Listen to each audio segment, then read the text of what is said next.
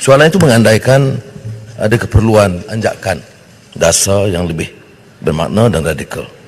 Dan ini telah kita ulas dalam belanjawan madani tentang hutang dan amalan rasuah dan juga tata kelola dan unjuran IMF yang agak rendah, serta masalah yang dihadapi oleh rakyat umumnya, kos sara hidup yang menekan.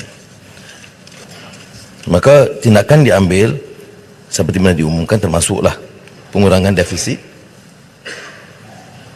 dan juga tumpuan terhadap dasar fiskal yang mengembang. Perbelanjaan kerajaan berjalan lancar dengan perbelanjaan sebenar suku pertama 93.3 bilion ringgit, iaitu 24% peruntukan tahunan. Dan ini 7.5% lebih tinggi daripada pelaksanaan suku pertama 2022. Kemudian kita lihat umpamanya keyakinan pengurusan ekonomi dengan agensi penarafan kredit Fitch yang meningkatkan dan mengekalkan penarafan kredit Malaysia dalam keadaan hutang yang bertambah. Ekonomi Malaysia mencatat pertumbuhan 5.6% pada suku pertama.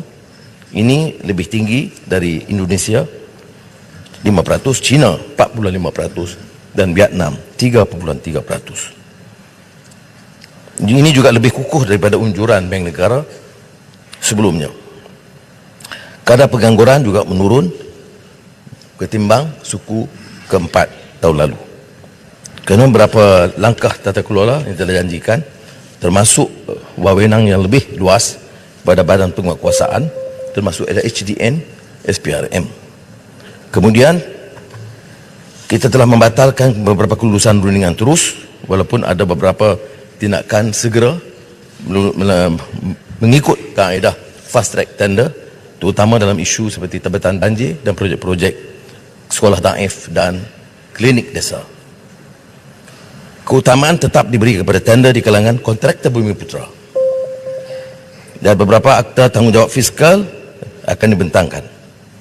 Pembaharuan sistem perkhidmatan awam bagi mengurangkan keranah birokrasi melalui STAR, pasukan petugas khas reformasi agensi oleh KSN, itu dilaksanakan, termasuk langkah yang disebut ease of doing business.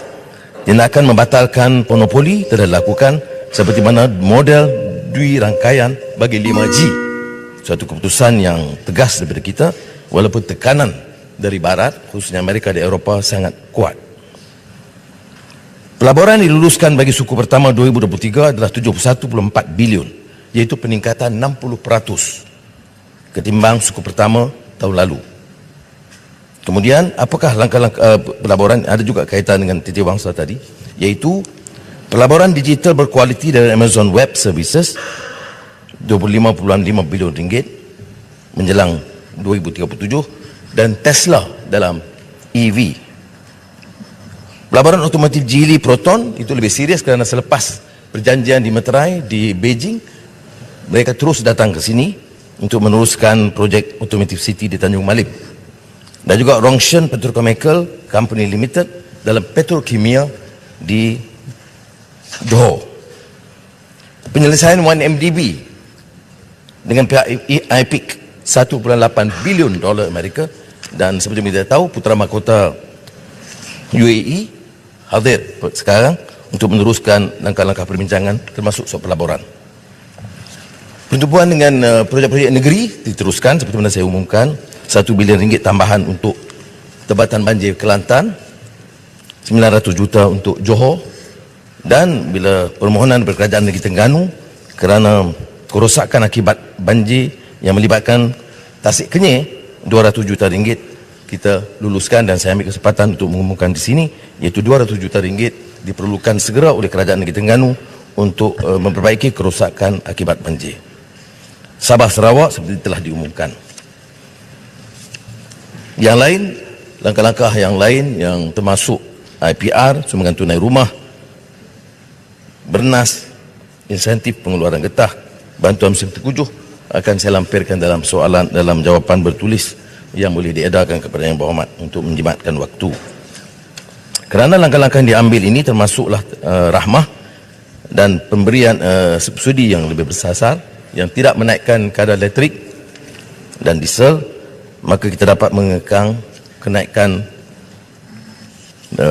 dan masalah yang dihadapi inflasi, dan ini dapat dikawal. Dan pemberian subsidi yang lebih bersasar yang juga menjadi isu, kita tidak naikkan kadar elektrik melainkan untuk T20. Saya nak jelaskan di sini. Untuk T20 sahaja, iaitu rumah-rumah besar yang tidak akan diberi subsidi elektrik. Dan pengkalan data utama padu akan dapat menyelaraskan semua angka-angka yang disebut. Ini sama saja seperti mana bantuan kewangan haji. Kepada B40 kita tambah, tapi bagi T20 tidak akan ada lagi tambahan ataupun subsidi daripada kerajaan. Mereka harus belanja sepenuhnya kos haji kerana mereka di kalangan yang mampu. Akhirnya pelan induk perindustrian baru 2030 akan diumumkan pada bulan Ogos. Kajian separuh penggal akhir September tertakluk kepada keputusan Yang di-Pertua untuk mempercepatkan jadual kerana ada perdebatan penting rancangan Malaysia ke-12, iaitu kajian separuh penggal dan juga belanjawan. Kalau ini dipersetujui, maka kita boleh bentangkan pada akhir September dan belanjawan Oktober. Terima kasih.